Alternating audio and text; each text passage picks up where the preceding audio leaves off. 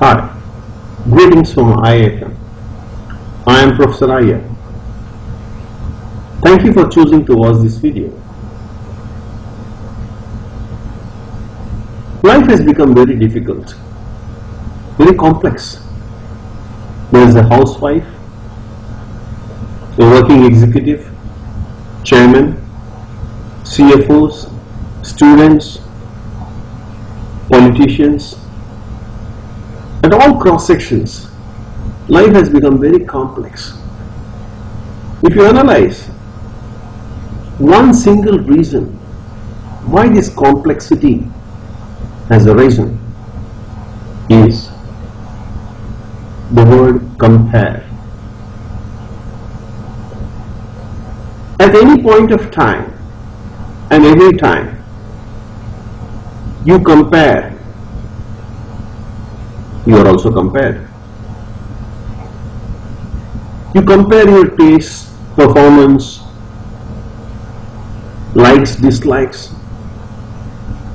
So also the others compare you and see whether they match with their likes, desires, etc.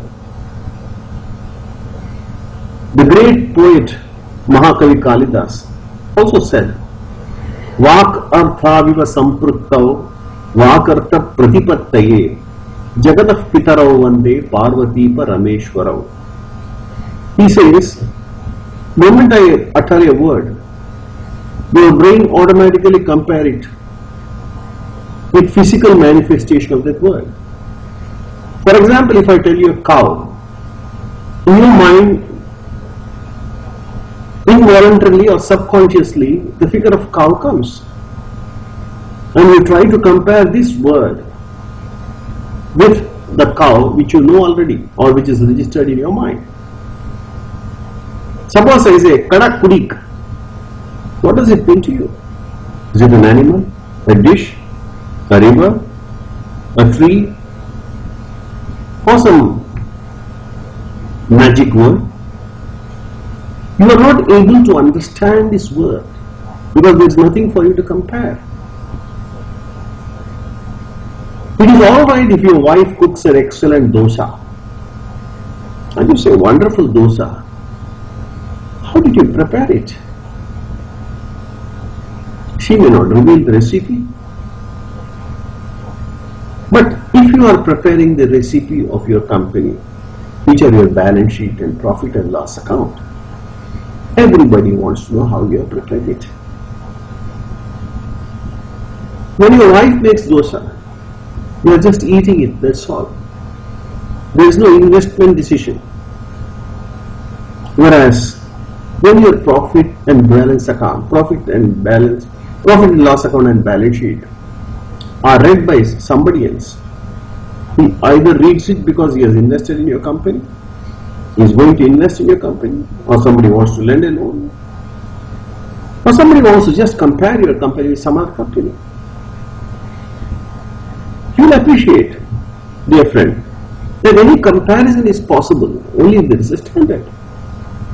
If there are no standards, you cannot just compare. Suppose one student has got A division and the other one has got 83%. Can you compare these two? It's possible, unless you know exactly what A corresponds to.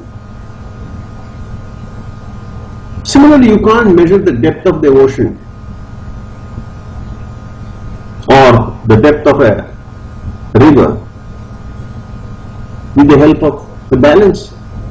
You measure a weight with balance and you require an instrument that measures the length or the depth for measuring the depth of the river or the ocean. So it's very important when you compare. You not only know what is to be compared and what are the standards of comparison. If I ask you, can you define the unit inch?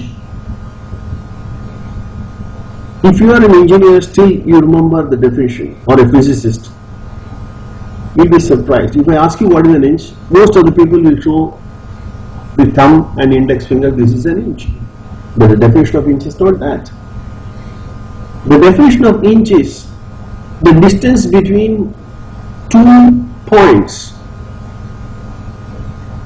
in a very low conducting material kept in a specified temperature and pressure so that it maintains that distance throughout at all times. So that is a reach. When I say a person is 6 foot tall, you can immediately imagine. Suppose I say he is 183 centimeters tall. It becomes very difficult for you to recalculate in your mind that 183 corresponds to how much. So you all appreciate that when an important document or an important facet or aspect has to be compared, you need very good standard. Let's assume you are going to get married or you are looking for a bride for your daughter. You immediately start comparing with what is your qualification, what is your position, what is your standing, your likes and dislikes, your family background, customs, traditions, and all those things. And you try to find a match corresponding all those. It is not just the looks or money. Same as happens when you are looking for a bride for your son. But the son will be suitable for you. The girl. All this means a very intelligent and purposeful comparison is a must for taking any decision. As all of you know, profit of any company is a policy. I can rewrite my books in such a way that if I had incurred a loss, I can show that I have earned a profit, or vice versa, by making suitable entries or not making some entries. When a company or a person is not physically present and somebody has to take a decision about that person or the company, it is these instruments, balance sheet and profit and loss account and other aspects of the company which are available in print, are taken for comparison purposes. To look at it in another way, suppose I want to make out that whether a company is complying with certain regulatory requirements stipulated by a country or a regulatory body, or even the norms and governance fixed by the board of directors. How do I know? So you need to have standards against which you compare the performance. In an Olympic race, you know how much is 100 meters. And the person who comes first touches the rope at 100 meters wins. So there is a standard and you compare. Now, as I said earlier, if your performance, your knowledge, your integrity, your capability, your vision, mission, and the wealth which you have created had to be assessed, compared by somebody else, you need to have standards. And standards, as you know, my dear friend, has to be uniform. It can't change. In fact, if a standard of rewarding a person changes, you call it nepotism. The judicature and all the government, they feel that everybody must be treated equal. That means there is a standard. Now, when it comes to drawing up your balance sheet and profit and loss account, different companies follow different standards. There are different regulations. If you are a listed company, that means if your equity shares or debentures are traded in the market, you are required by the government or the regulatory body to disclose certain information about your company in some prescribed formats.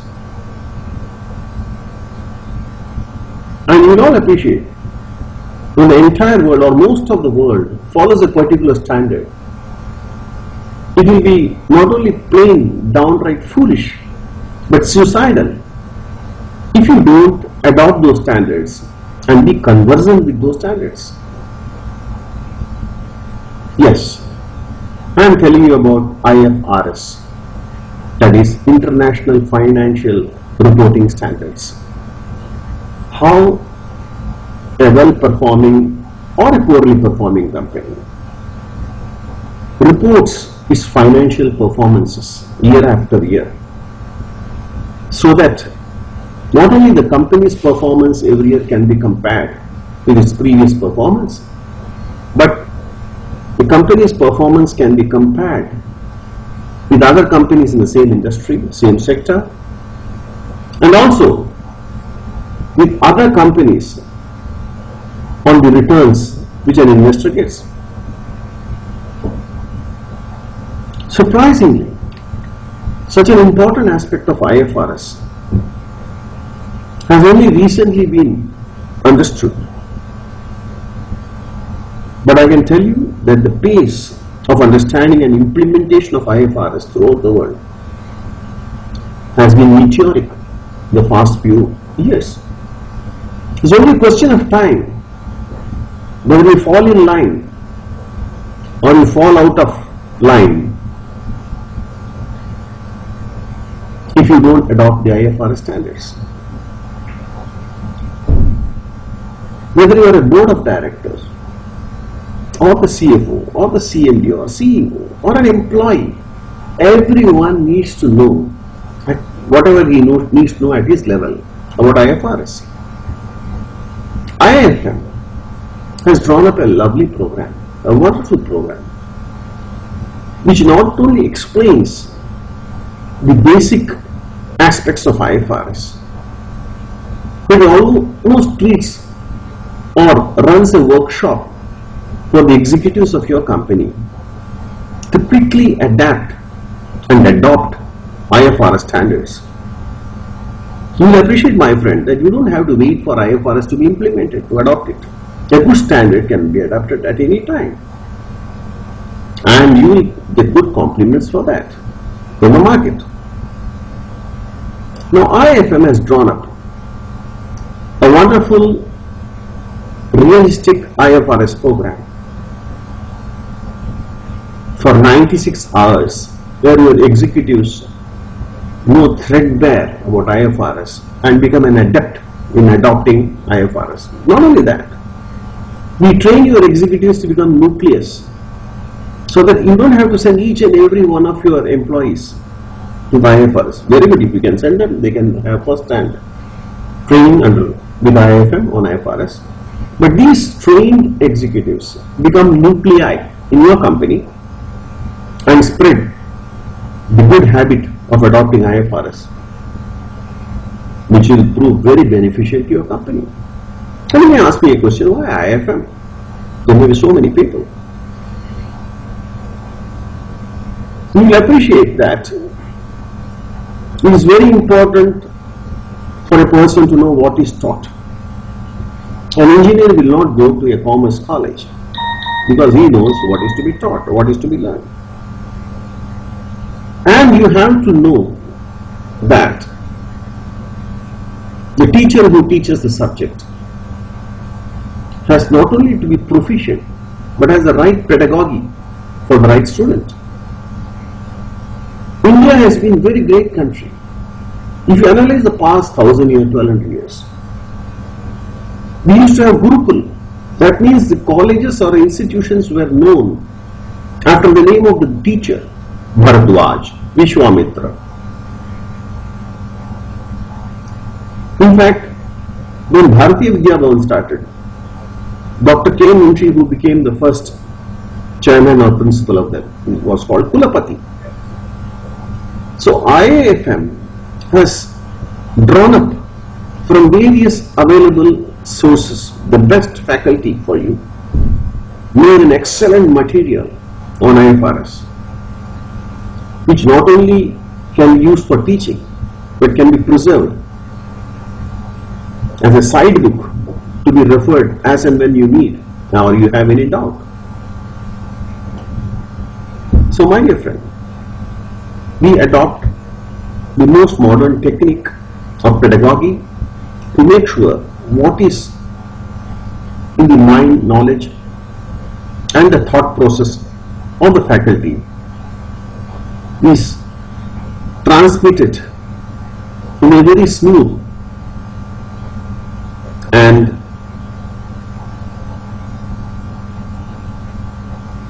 high fidelity, into the minds of the students.